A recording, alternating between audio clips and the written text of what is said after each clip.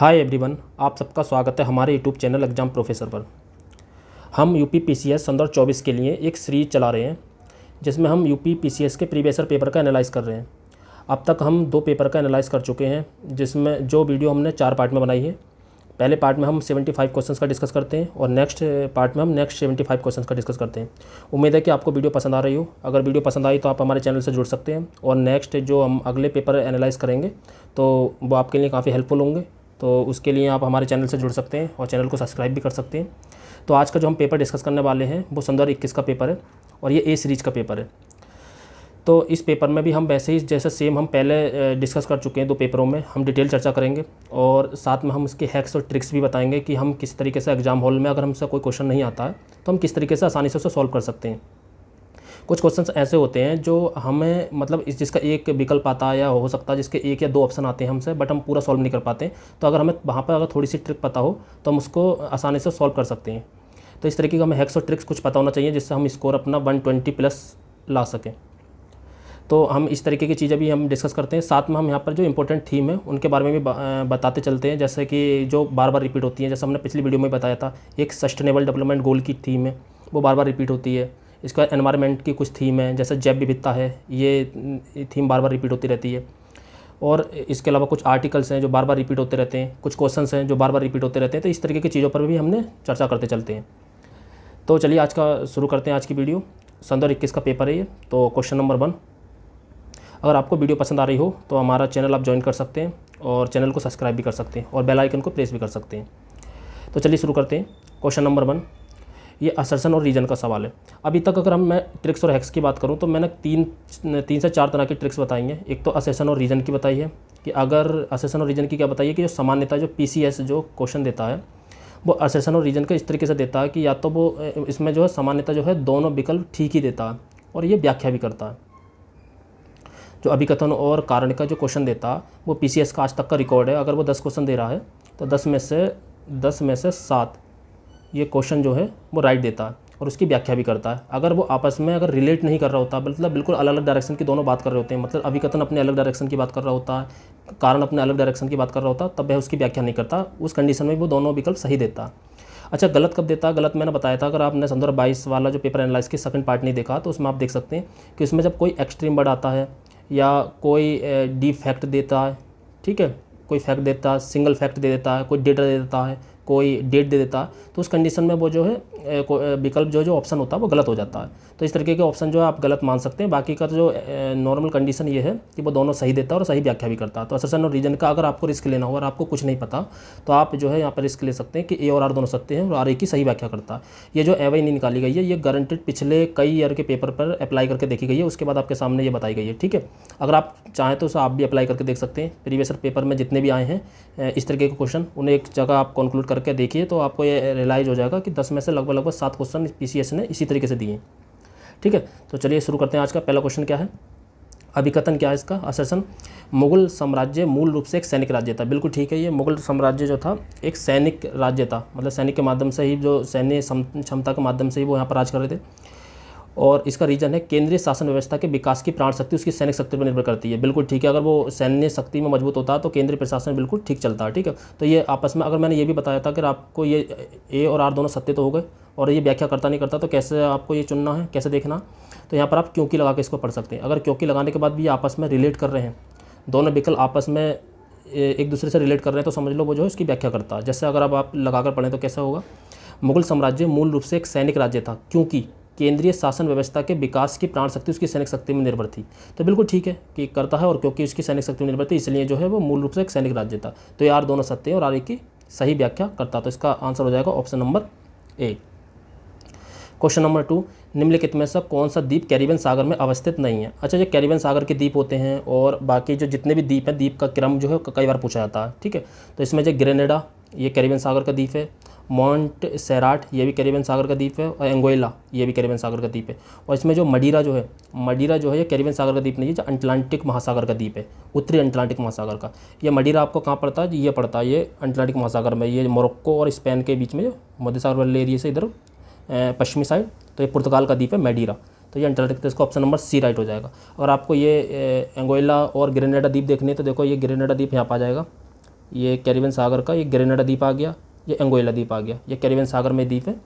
और जो मडीरा है वो जो है मडीरा द्वीप जो है ये है अटलांटिक महासागर में, ठीक है। तो इसका जो आंसर हो जाएगा ऑप्शन नंबर सी राइट हो जाएगा। नेक्स्ट क्वेश्चन नंबर 3, भारत में थोक मूल्य सूचकांक WPI के आंकड़े निम्नलिखित में से कौन सा कार्यालय जारी करता है? तो भारतीय रिजर्व बैंक, वाणिज्य एवं उद्योग मंत्रालय, वित्त मंत्रालय, उपभोक्ता मामले, खाद्य एवं सार्वजनिक वितरण मंत्रालय। तो इसका आंसर है ऑप्शन नंबर बी, वाणिज्य एवं उद्योग मंत्रालय। WPI इसकी फुल फॉर्म क्या होती है? Wholesale price index. ये जो है जो थोक मूल्य जो सूचकांक होता है उसके लिए निकाला जाता है कि मतलब थोक मूल्य में जो है कितनी वृद्धि हो रही है, मतलब उसके मूल्य में कितना परिवर्तन हुआ है, तो इसके लिए जो है WPI का यूज़ करा जाता है। इसी तरीके से एक कंज्यूमर प्राइस इंडेक्स होता है CPI, तो CPI का जो गणना करता है वो CSO करता था। आज वर्तमान कंडीशन ये हो गई है कि CSO और प्लस NSSO इन दोनों को मिलाकर जो है एक नया तंत्र बना दिया गया है, उसको बोलते हैं हम NSO। तो वर्तमान में जो है CPI की जो गणना कर रहा है वो जो है NSO कर रहा है, ठीक है। तो CSO आए या विकल्प में तो CSO लगाना, और वरना CSO नहीं हो तो NSO लगाना। तो अगर CSO विकल्प देता तो CSO ही होगा CPI की गणना, ठीक है, कंज्यूमर प्राइस इंडेक्स। इसी तरह के PPI की गणना ये भी यही करता है, ठीक है। तो PPI हो या CPI हो। और WPI की कौन करता है? WPI की करता है वाणिज्य एवं उद्योग मंत्रालय, जो पूछा है हमसे, ठीक है, वाणिज्य एवं उद्योग मंत्रालय। तो आप ये इतना याद रख सकते हैं, ठीक है। तो क्वेश्चन नंबर 3 का ऑप्शन नंबर बी राइट हो जाएगा। क्वेश्चन नंबर 4, भारत में आपदा प्रबंधन के लिए राष्ट्रीय आपदा प्रबंधन डिवीजन गृह मंत्रालय में एक नोडल डिवीजन है। राष्ट्रीय आपदा प्रबंधन प्राधिकरण का पदेन अध्यक्ष कौन है? तो प्रधानमंत्री, गृह मंत्री, रक्षा मंत्री, स्वास्थ्य एवं परिवार कल्याण मंत्री। तो ये तो आप देखते एलिमिनेट कर सकते हैं कि ये तो हो ही नहीं सकता। तो प्रधानमंत्री, गृह मंत्री, रक्षा मंत्री का भी ये काम नहीं है, तो गृह मंत्री प्रधानमंत्री में से एक होगा। तो इसका फिलहाल ऑप्शन नंबर ए राइट था, प्रधानमंत्री, ठीक है, प्रधानमंत्री, ठीक है। क्वेश्चन नंबर 4 का ऑप्शन नंबर ए राइट था, प्रधानमंत्री, ठीक है। क्वेश्चन नंबर 5, उत्तर प्रदेश के बजट संदर्भ 21-22 में किस योजना के अंतर्गत विद्यार्थियों को टैबलेट देने की घोषणा की गई थी? तो मुख्यमंत्री अभ्युदय योजना, मुख्यमंत्री रोजगार योजना, मुख्यमंत्री बाल सेवा योजना, मुख्यमंत्री शिक्षा योजना। तो ये उस समय के करंट का था, और उसमें जो बच्चों को जो टैब दिए गए थे, कुछ को मोबाइल दिए गए थे, तो ये इसका ऑप्शन नंबर ए राइट हो जाएगा, मुख्यमंत्री अभ्युदय योजना।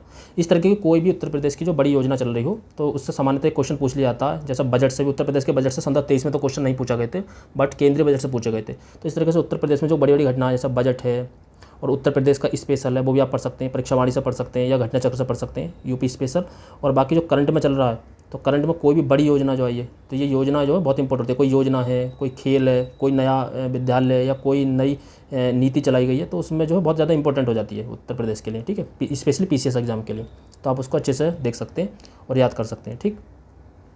नेक्स्ट देखते हैं क्वेश्चन नंबर 6, निम्नलिखित में से कौन सा एक कोको का प्रमुख उत्पादक देश नहीं है? तो लातविया, कैमरून, आइवरी कोस्ट और घाना। ये आप अगर नोटिस करेंगे तो अगर आपको कुछ भी नहीं पता तो यहाँ पर नहीं पूछा है, तो आप अगर थोड़ा सा भी कॉमन सेंस, अगर आपको ये मैपिंग पता है, इसका स्थिति पता है, तो ये घाना है, कैमरून है, आइवरी कोस्ट है, ये सारे अफ्रीका कॉन्टिनेंट के देश हैं, जो अफ्रीका कॉन्टिनेंट है उसके देश हैं जितने भी हैं ये। और ये लातविया जो ये यूरोप कंट्री का है, ठीक है, यूरोप कॉन्टिनेंट का है, यूरोप का एक देश है, ठीक है। तो अगर आपको ये थोड़ा सा भी अगर कॉमन सेंस या थोड़ी सी भी नॉलेज है तो आप अगर है तो यहाँ पर मतलब आसानी से विकल्प ए चुन सकते हैं, लातविया, कि लातविया नहीं होगा। अच्छा, अगर हम इनकी स्थिति देखना चाहें तो कहाँ पर है ये? तो ये आप यहाँ पर मैप में देख सकते हैं। तो ये कोट डी आइवरी को ही आइवरी कोस्ट बोलते हैं, ये घाना है, और ये जो है यहाँ पर कैमरून है। ये अफ्रीका की कंट्री है, ये कोको के लिए पॉपुलर है। इस बार संदर्भ 24 का जो UPSC का एग्जाम हुआ था, वहाँ पर ये क्वेश्चन पूछा गया था कि जो है निम्नलिखित में से कौन से कोको उत्पादक देश हैं? तो वहाँ पर भी इसका आंसर जो था यही था, घाना, कैमरून, आइवरी कोस्ट, ठीक है। नेक्स्ट देते हैं क्वेश्चन नंबर 7, निम्नलिखित में से भारतीय संविधान का कौन सा अनुच्छेद आकस्मिकता निधि से संबंधित है? तो आपने अगर इसके आर्टिकल पढ़े होंगे संविधान में, तो आर्टिकल में हमारे तरह की 3 तरह की निधियाँ हैं। एक तो सबसे पहले है संचित निधि, संचित निधि। दूसरी निधि जो है हमारी है लोक लेखा निधि, लोक लेखा निधि। और तीसरी निधि है आकस्मिकता निधि, ठीक है, जो हमसे पूछी गई है यहाँ पे, आकस्मिकता निधि।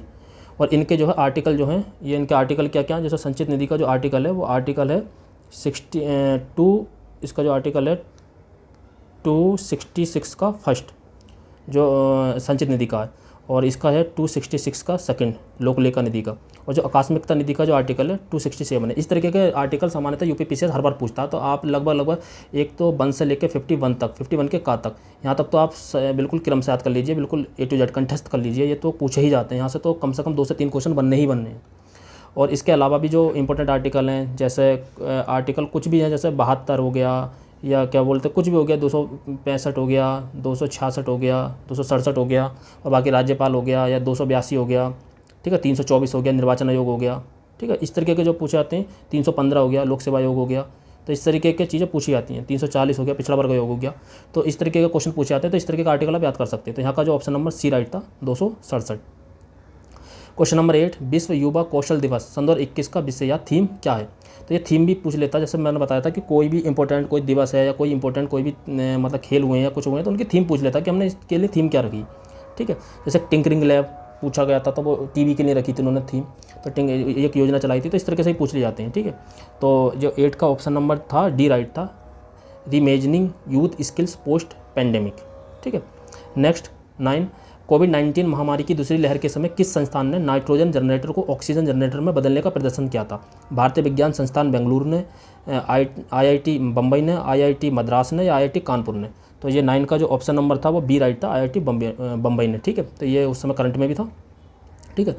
क्वेश्चन नंबर 10, निम्नलिखित में से कौन सा कारण भारत के उत्तर पश्चिमी भाग में शीत ऋतु में होने वाली वर्षा के लिए उत्तरदायी है? अच्छा, शीत ऋतु में जो वर्षा होती है हमारे उत्तर भारत में, तो एक जम्मू कश्मीर में होती है, लद्दाख में होती है, हरियाणा में होती है, पंजाब में होती है। इन सब राज्यों में जो वर्षा होती है, उत्तर प्रदेश के उत्तरी भाग में, उत्तर पश्चिमी भाग में जो वर्षा होती है। जहाँ पर लद्दाख और जम्मू कश्मीर में जो वर्षा होती है वो होती है बर्फबारी। वहाँ पर जो बूंदों के रूप में नहीं होती है, बर्फबारी होती है वहाँ पर, ठीक है, बर्फ़ के रूप में होती है। और जो बाकी जो नीचे जैसे उत्तर प्रदेश है, पंजाब है, हरियाणा है, नीचे की साइड जो होती है उसमें बूंदों के रूप में होती है, छोटी छोटी बूंदों के रूप में, ठीक है। तो ये वर्षा जो होती है ये होती है पश्चिमी विक्षोभ के कारण। ये जो है पश्चिमी विक्षोभ बनता कैसे? ये भूमध्य सागर में जो मेडिटेरियन सी है, तो वहाँ पे जो चक्रवात होता है, ये चक्रवात के हवा जो पूरब की तरफ को चलते हुए यहाँ पर जो उत्तर भारत में वर्षा करते हैं, यहाँ पर ये हिमालय पर्वत की वजह से 2 श्रेणियों में बढ़ जाती है। तो जो निचली वाली श्रेणी जो होती है, इसकी निचली वाली जो शाखा जो होती है, इसकी वजह से ये वर्षा होती है यहाँ पर, ठीक है। हिमालय की वजह से ये 2 शाखाओं में बढ़ जाती है यहाँ पर आने के बाद। तो ये एक उत्तर में निकल जाती है और एक भारत में प्रवेश कर जाती है। तो भारत में जो प्रवेश करती है उससे ये वर्षा होती है। तो ये प्रीवियस ईयर में भी कई बार पूछा गया। तो इसी प्रीवियस ईयर क्वेश्चन का एनालाइज का यही सबसे इंपॉर्टेंट फायदा है कि मतलब इसमें जो क्वेश्चन बार बार कौन कौन से रिपीट होते हैं, कौन कौन सी थीम बार बार रिपीट होती हैं। तो यहाँ से आपको अगर इस वीडियो को अच्छे से देखते हैं या आप सारे प्रीवियस ईयर पेपर की वीडियो देखते हैं, तो वहाँ से आपको ये पता चल जाएगा कि मोटा मोटा अंदाजा लग जाएगा कहाँ से क्वेश्चन पूछे जाते हैं, ठीक है। तो ये प्रीवियस ईयर में कई बार पूछा गया, प्रीवियस ईयर क्वेश्चन था ये भी। तो पश्चिमी विक्षोभ, ठीक। क्वेश्चन नंबर 11, फ्लाई ऐश प्रदूषण होता है तेल शोधन से, उर्वरक उद्योग से, ताप विद्युत संयंत्र से, या खनन से? तो इसका जो ऑप्शन नंबर सी राइट हो जाएगा। ये फ्लाई ऐश में जो होता है ये ताप विद्युत संयंत्र से कैसे होता है? जो फ्लाई ऐश जो होते हैं ये राख के छोटे छोटे कण होते हैं। तो ये ताप में जब ये कोयला वगैरह जलाया जाता है तो वहाँ से ये फ्लाई ऐश जो प्रदूषण के रूप में निकलता है, ठीक है। क्वेश्चन नंबर 12, उत्तर प्रदेश स्वामी विवेकानंद ऐतिहासिक पर्यटन यात्रा योजना सन 2021 को उत्तर प्रदेश सरकार ने धार्मिक यात्रा के लिए निम्न में से किस व्यक्तियों के लिए आरंभ की गई थी? तो ये बुजुर्गों के लिए, विधवाओं के लिए, महिलाओं के लिए, या मजदूरों के लिए? तो ये सन 2021 की योजना थी। तो मैंने बताया था योजना कोई भी हो इंपॉर्टेंट होती है, ठीक है। तो हमने एक योजनाओं से रिलेटेड भी एक वीडियो बना देंगे, ठीक है, कि जो इंपॉर्टेंट योजना जो हाल ही में शुरू हुई हैं, तो करंट से रिलेटेड, ठीक है। तो इसका आंसर जो था ऑप्शन नंबर डी राइट था, मजदूरों के लिए। नेक्स्ट देखते हैं क्वेश्चन नंबर 13, निम्नलिखित में से कौन अन्य तीनों की तुलना में ज़्यादा सूर्य की रोशनी परिवर्तित करता है? अच्छा, इसे ये कहते हैं सूर्य को परिवर्तित करने की जो क्षमता होती है उसे बोलते हैं एल्बिडो, ठीक है, एल्बिडो बोलते हैं, ठीक है। तो एल्बिडो क्या होता है? ये जो होता है जब सूर्य का जब विकिरण आते हैं, मैंने कल भी बताया था, कल की वीडियो में बताया था, ये किस में आते हैं? ये शॉर्ट वेव के रूप में आते हैं, ठीक है। तो शॉर्ट वेव के रूप में आकर जब पृथ्वी से टकराते हैं और पृथ्वी जो होता है, पृथ्वी से अवशोषित कर लेती है, और अवशोषित करने के बाद जो है पार्थिव विकिरण के रूप में छोड़ती है। पार्थिव विकिरण के रूप में किस वेव के रूप में छोड़ती है? वो लॉन्ग वेव के रूप में, मतलब दीर्घ विकिरण के रूप में, ठीक है। लघु विकिरण के रूप में आते हैं और दीर्घ विकिरण के रूप में छोड़ती है।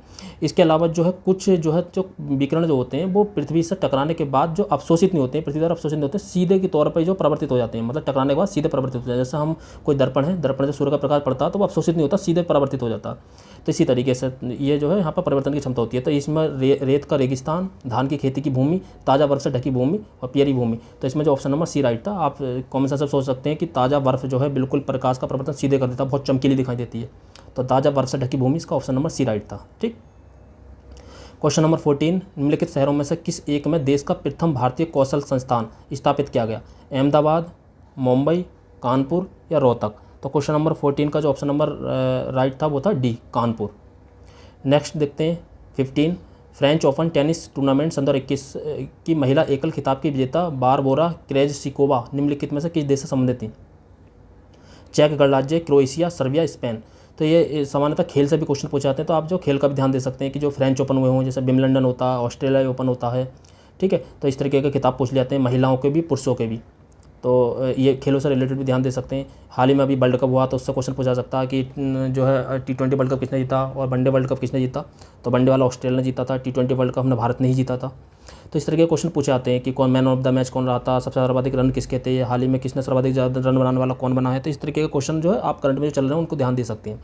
तो क्वेश्चन नंबर 15 का जो ऑप्शन नंबर ए राइट था, चेक गणराज्य। जो बारबोरा थी वो चेक गणराज्य की थी, ठीक है। ये करंट का क्वेश्चन था। नेक्स्ट देखते हैं 16, निम्नलिखित में से किस व्यक्ति ने मूल अधिकारों को हमारे लोगों के लिए एक प्रतिज्ञा तथा सभ्य विश्व के साथ किया गया समझौता कहा था। तो पंडित जवाहरलाल नेहरू ने, डॉक्टर भीमराव अंबेडकर ने, डॉक्टर राजेंद्र प्रसाद ने या डॉक्टर एस राधाकृष्णन ने। तो ये इसका ऑप्शन था, option number D, doctor S Radhakrishnan. ये क्वेश्चन भी प्रीवियस ईयर में कम से कम 2 से 3 बार पूछा गया। अगर आप प्रीवियस ईयर क्वेश्चन देखेंगे पिछले 15 ईयर के, तो वहाँ पे आप देखेंगे ये क्वेश्चन कम से कम 2 से 3 बार पूछा गया। मतलब प्रीवियस ईयर की थीम, प्रीवियस ईयर के question ditto same to same repeat होते रहते हैं। तो आप यहाँ से प्रीवियस ईयर पेपर एनालाइज का यही एक फ़ायदा है सबसे बड़ा, कि वहाँ से आपको थीम समझ में आ जाती है और कौन से क्वेश्चन रिपीट होते रहते हैं ये समझ में आ जाता है। नेक्स्ट क्वेश्चन नंबर 17, राइबोफ्लेविन की कमी से निम्न से कौन सा रोग होता है। तो जो ये राइबोफ्लेविन जो नाम जो है विटामिन B2 का है, विटामिन B2 का रासायनिक नाम है, ठीक है।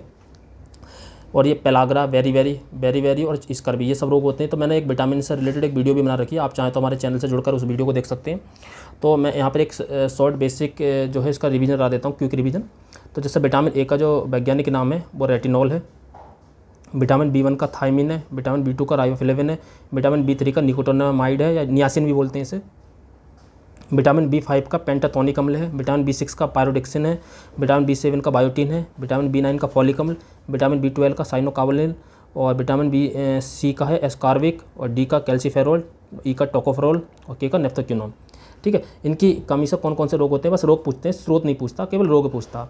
तो ए से जीरोप्थेल्मिया या रतौंधी होता है, बी से वेरी होता है, और ये विटामिन B2 क्लोसिस जो पूछा राइबोफ्लेविन, तो इसे क्लोसिस, या यहाँ पर जो इन्होंने लिखा है इसे जो है चाइलोसिस, ये नाम में थोड़ा सा लिखने में थोड़ा दिक्कत करिए, तो क्लोसिस या चाइलोसिस दोनों ही बोलते हैं, ठीक है। तो आ जाए तो आप दोनों लगाते हैं, इसका ऑप्शन नंबर डी राइट हो जाएगा, क्लोसिस। इसके अलावा पेलाग्रा, जो इसमें ऑप्शन दिया ना एक पेलाग्रा, ये पेलाग्रा जो होता है विटामिन B3 की कमी से होता है। इसके अलावा आपको पता ही है कि जो बेरी होता है वो होता है विटामिन B1 की कमी से, थायमिन, ठीक है। और स्कर्वी रोग जो होता है विटामिन C की कमी से होता है। इसके स्रोत भी पूछ लेते हैं कि विटामिन C के स्रोत कौन सा है, कभी कभी जैसे मतलब जैसा संतरे में कौन सा पाया जाता है, सामान्यतः विटामिन C के बारे में ज़्यादा पूछा जाता है, ठीक है। तो यहाँ से भी आप देख सकते हैं, तो ये आप जो है यहाँ से याद कर सकते हैं। तो इसका जो ऑप्शन हो जाएगा 17 का हो जाएगा चेलोसिस। नेक्स्ट 18, हड़प्पा सभ्यता का स्थल मांडी भारत के किस राज्य में स्थित है। गुजरात, राजस्थान, हरियाणा, उत्तर प्रदेश का। तो इसका ऑप्शन नंबर डी राइट हो जाएगा, उत्तर प्रदेश। इसके अलावा और भी पूछ सकते हैं, हरियाणा का कौन सा है, राखीगढ़ी है एक हरियाणा का जो स्थल है, राखीगढ़ी हो गया, एक मिथांचल हो गया, गुजरात का लोथल हो गया, सुरकोटड़ा हो गया, राजस्थान का बनावली हो गया, ठीक है। यहाँ पर जुते हुए खेतों के साक्ष्य भी मिले हैं, ठीक है। और जो है इसके अलावा जो है ये कालीबंगा, जो राजस्थान का हा जुते हुए खेतों के जो साक्ष्य मिले वहाँ पर मिले कालीबंगा में, ठीक है। और जो बनावली में मिले हैं वो जो मिले हैं वो जौ के साक्ष्य मिले हैं, ठीक है।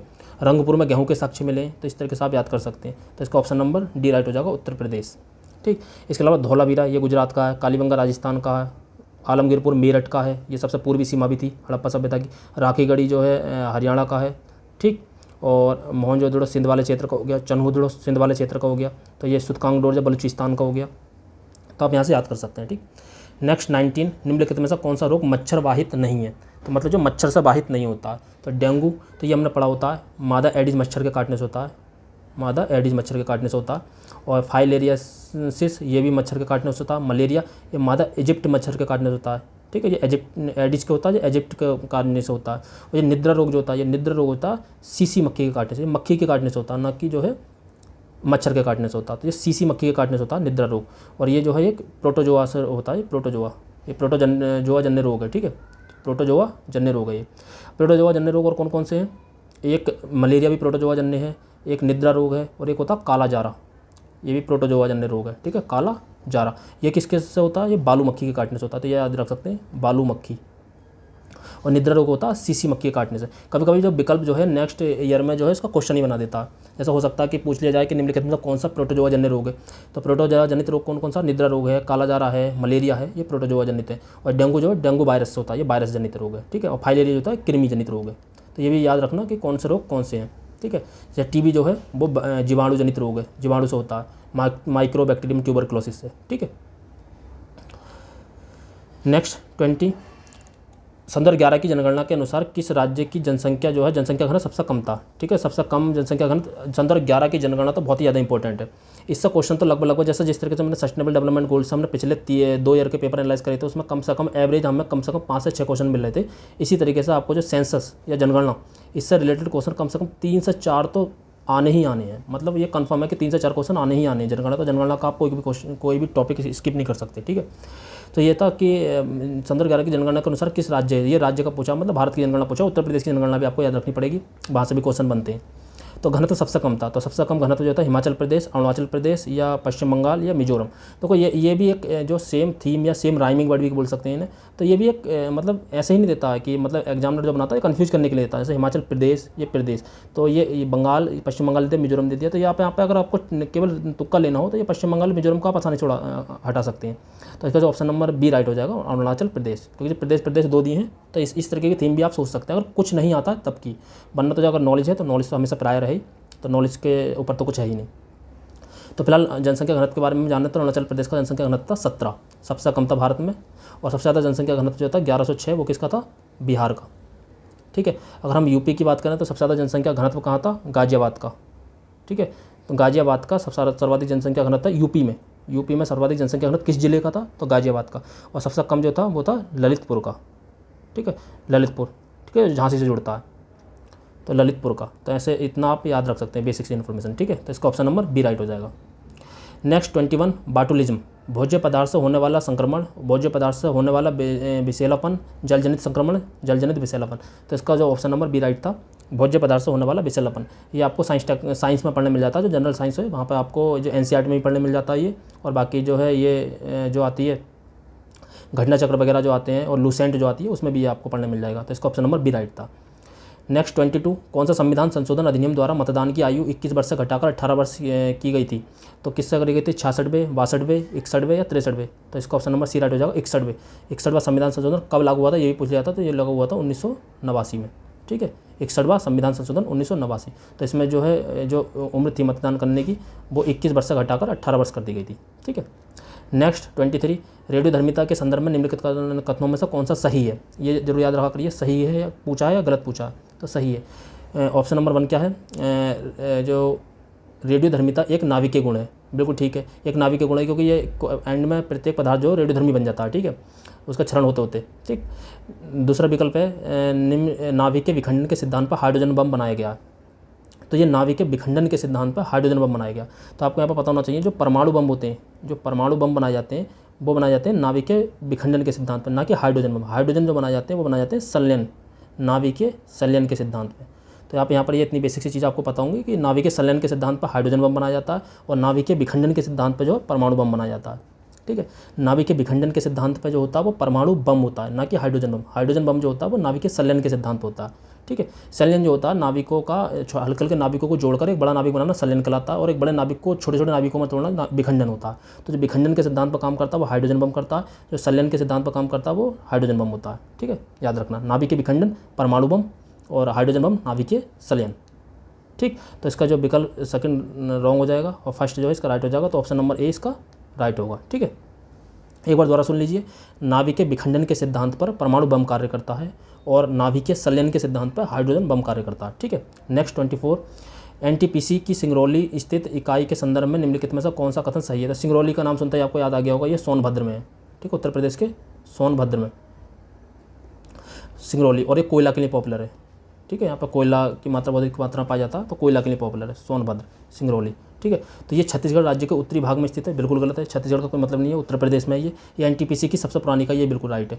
अच्छा, यहाँ पर एक चीज़ और भी ध्यान दे सकते हैं, जैसे मैंने पिछली बार बताया कि कोई एक्सट्रीम वर्ड है, तो इस तरीके से अगर कोई भी लोकेशन दी होती है, लोकेशन जो दी होती है कोई भी लोकेशन, तो उस लोकेशन जो है सामान्यतः वो गलत दे रखी होती है, ठीक है। लोकेशन जो है सामान्यतः गलत दे रखी होती है क्वेश्चन में। तो जैसे उत्तरी भाग, पश्चिमी भाग, पूर्वी भाग, इस तरीके के जब दिए जाते हैं तो ये सामान्यतः गलत देते हैं। बाकी यहाँ पे छत्तीसगढ़ तो गलत है, बाकी उत्तरी भाग जैसे इस चीज़ से भी आप इसे गलत मान सकते हैं। तो ये लोकेशन जो होती है हमेशा विकल्प में जो गलत दे रखी होती है, ठीक है। ये अप्लाई करके देखना, आप कहीं किसी भी क्वेश्चन पर अप्लाई करके देखना, आपको खुद समझ में आ जाएगा कि हाँ लोकेशन गलत दे रखी होती है, ठीक है। तो इसका फर्स्ट जो रॉन्ग हो जाएगा, सेकंड राइट हो जाएगा, तो ऑप्शन नंबर 2 इसका राइट हो जाएगा। ऑप्शन नंबर बी 24 का जो राइट आंसर होगा ऑप्शन नंबर बी होगा, ठीक है। वायुमंडल में प्रकाश के प्रसार का कारण है कार्बन डाइऑक्साइड, धूलकण, हीलियम, जलवाष्प। तो आपको पता होगा, आपने जो है हाई स्कूल में या 12th में पढ़ा होगा स्कैटरिंग ऑफ लाइट, ठीक है। स्कैटरिंग ऑफ लाइट मतलब प्रकाश का प्रकीर्णन। तो प्रकाश का प्रकीर्णन जो होता है वो जो वायुमंडल में जो सूर्य का प्रकाश आता है तो वायुमंडल में उपस्थित धूलकण के कारण जो होता है प्रकाश जो है चारों तरफ फैल जाता है। उसी के कारण हमें आसमान का रंग नीला दिखाई देता है, क्योंकि नीले रंग का प्रकीर्णन जो सबसे ज़्यादा होता है, मतलब नीले रंग का प्रसार जो है सबसे ज़्यादा होता है। तो ये जो इसका आंसर हो जाएगा, प्रसार जो किसके कारण होता है, तो वायुमंडल में धूलकण के कारण, ठीक है। नेक्स्ट 26, निम्नलिखित में से कौन सा आयोग या समिति की सिफारिश की पर भारत में अंतर्राज्यीय परिषद की स्थापना की गई थी। तो अंतर्राज्यीय परिषद की स्थापना जो की गई थी वो करी गई थी पुंछी आयोग, राजमन्नार समिति या कोठारी समिति या सरकारी आयोग। तो ऑप्शन नंबर डी राइट हो जाएगा, सरकारी आयोग। सरकारी आयोग से रिलेटेड जितनी भी चीज़ें हैं वो आप देख सकते हैं, बार बार सरकारी आयोग से क्वेश्चन पूछे जाते हैं, प्रीवियस ईयर में कई बार पूछा गया सरकारी आयोग के बारे में, ठीक है। नेक्स्ट 27, निम्नलिखित में से कौन सा युग्म सही सम्मिलित नहीं है। ये जो है इसके स्रोत पूछ लिए, वैसे सामान्यतः स्रोत बहुत कम पूछता है, लेकिन यहाँ पे विटामिन के स्रोत पूछ लिए, जैसे विटामिन ए संतरा, तो हम जानते हैं, मैंने बताया भी विटामिन सी का स्रोत होता है, ना कि ये ए का स्रोत होता है। और विटामिन सी का नींबू, जो भी खट्टे फल होते हैं वो विटामिन सी के स्रोत होते हैं। विटामिन डी का कार्ड मछली का तेल, बिल्कुल मछली का तेल जो होता है विटामिन डी का स्रोत होता है। बाकी विटामिन डी का दूसरा स्रोत और क्या होता है, सूर्य का प्रकाश, ठीक है। मतलब हम जो है knowledge plus common sense plus कुछ ट्रिक, इससे हम जो है क्वेश्चन को बहुत आसानी से सॉल्व कर सकते हैं। तो हमें कुछ नॉलेज होना चाहिए, कुछ हमें ट्रिक्स पता होना चाहिए, कुछ हमें जो है कॉमन सेंस आना चाहिए। तो इसके हिसाब से हम जो कि राइट आंसर पर पहुंचना हमारे लिए बहुत आसान हो जाता है, ठीक है। तो सूर्य का प्रकाश हो गया। विटामिन B6 धान का चोकर, या आपने अगर पढ़ा हो, इसका वैज्ञानिक नाम मैंने अभी बताया था, क्या था, पायरोडिक्सिन। विटामिन 6 का पायरोडिक्सिन, ठीक है। तो इसका जो रॉन्ग हो जाएगा, मतलब उन्होंने पूछा नहीं है, तो विटामिन ए। और विटामिन ए का स्रोत है कौन कौन, गाजर है, हरी सब्जियाँ हैं, अंडा है, ठीक है, मक्खन है। तो ये जो है हरी विटामिन ए के स्रोत हैं, ना कि संतरा। संतरा जो है जो भी खट्टे फल होते हैं विटामिन सी के स्रोत होते हैं, ठीक है। तो 27 का ऑप्शन नंबर ए राइट हो जाएगा। Next 28, statue of peace Bharat के किस राज्य में अवस्थित है। तो मध्य प्रदेश, राजस्थान, गुजरात, हिमाचल प्रदेश। 2020 में या 21 के शुरू में जो है प्रधानमंत्री मोदी ने जो है इसका अनावरण करा था, इसलिए पूछ लिया गया था, ये करंट का क्वेश्चन था। तो ये था राजस्थान में।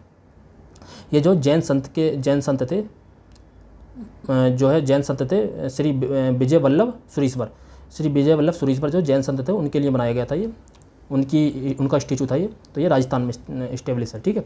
तो उस समय पूछ लिया गया था क्योंकि उसी समय अनावरण हुआ था इसका। नेक्स्ट 29, प्रधानमंत्री वाणी योजना का संबंध है प्रिंट तथा डिजिटल मीडिया के सेंसरशिप से, लोक संगीत के विकास से, लोकसभा के दृश्य श्रव्य प्रसारण से, सार्वजनिक स्थलों पर वाईफाई की उपलब्धता से। तो ये भी करंट में उस समय चल रहा था, तो वाईफाई की उपलब्धता से था इसका। तो ऑप्शन नंबर डी राइट हो जाएगा, ठीक है। नेक्स्ट 30, इको मार्क प्रतीक निम्नलिखित में से किससे संबंधित है। सर्वोच्च गुणवत्ता की सामग्री से, पर्यावरण के लिए सुरक्षित सामग्री से, निर्यातित सामग्री से या आयातित सामग्री से। तो ये इको मार्क, अगर हमें कुछ भी नहीं पता, मतलब पहला तो ये प्रीवियस ईयर में कम से कम ना भी ना तो 8 से 10 बार पूछा गया। अगर आप पिछले 15 ईयर के पेपर भी अगर एनालाइज करेंगे तो उसमें कम से कम 8 बार पूछा गया हुआ, कम से कम 8 बार, मतलब बार बार ये पूछा जाता है, ठीक है। यही हमें जो है प्रीवियस ईयर पेपर हमें हेल्प करते हैं कि हमें किस तरीके से पेपर को डील करना है, ठीक है। हमें पता चलता है कि किस तरीके के क्वेश्चन कहाँ से पूछे जाते हैं। अगर हमें कुछ भी नहीं पता, अगर केवल हमें ट्रिक के बेस पे जाना, तो हमें ये पता होता है इको जो बनता है वो इकोलॉजी से बनता है, ठीक है। इकोलॉजी से इको लिया गया, इकोलॉजी जो पारिस्थितिकी से संबंधित है, ठीक है। तो पारिस्थितिकी से यहाँ पर कौन सा केवल एक पर्यावरण, तो ऑप्शन नंबर 20 का राइट हो जाएगा। तो ऐसे भी चुन सकते हैं हम विकल्प। 31, भारतीय संविधान के अंतर्गत निम्नलिखित में से कौन सा मौलिक कर्तव्य नहीं है। आम चुनावों में मतदान, वैज्ञानिक दृष्टिकोण की भावना और सार्वजनिक संपत्ति की सुरक्षा, संविधान का पालन तथा इसके आदर्शों का सम्मान। तो इसका जो ऑप्शन नंबर ए राइट हो जाएगा। मैंने बताया था कि आर्टिकल 1 से लेकर आर्टिकल 51 के का तक, मतलब बिल्कुल कंठस्थ कर लेने, मतलब रट देने एक तरह से, कि इससे बार बार क्वेश्चन पूछे जाते हैं। तो ये मौलिक अधिकार है, तो जो 51 के का में है, आर्टिकल 51 के का में। अगर मौलिक अधिकारों के बारे में, मौलिक कर्तव्यों के बारे में अगर हमें बेसिक सी इन्फॉर्मेशन चाहिए तो हम क्या ले सकते हैं कि जो मौलिक कर्तव्य थे, बार बार पूछा था कि मौलिक कर्तव्य मूल संविधान में थे, तो इसका आंसर हो जाएगा नहीं। मौलिक कर्तव्य जो थे, फंडामेंटल ड्यूटी जो थी, मूल संविधान में नहीं थी। इनको जो जोड़ा गया था 42वें संविधान संशोधन 1976 में जोड़ा गया था, ठीक है। और किसकी सिफारिश पर जोड़ा गया था, स्वर्ण सिंह समिति की सिफारिश के आधार पर, स्वर्ण सिंह समिति थी उनकी सिफारिश के आधार पर जोड़ा गया था।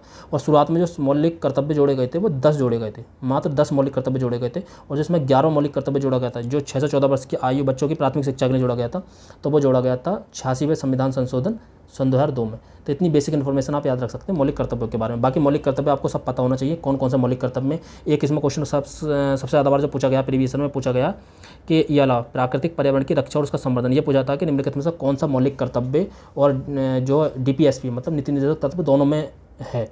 तो DPSP में भी है और मौलिक कर्तव्यों में भी है। तो ये है पर्यावरण का संरक्षण करना, ठीक है। तो ये बार बार पूछा था। इसके अलावा आप ये भी पूछ सकते हैं कि इनमें से कौन सा मौलिक कर्तव्य है या निम्नलिखित में से कौन सा मौलिक कर्तव्य नहीं है। तो इसमें हो जाएगा आम चुनावों में मतदान ये मौलिक कर्तव्य नहीं है। ऑप्शन नंबर ए इसका राइट होगा। नेक्स्ट 32, नोबेल शांति पुरस्कार सन 2020 निम्नलिखित में से किस संस्था को प्रदान किया गया था? विश्व खाद्य कार्यक्रम, संयुक्त राष्ट्र विकास कार्यक्रम, विश्व स्वास्थ्य संगठन या विश्व बैंक।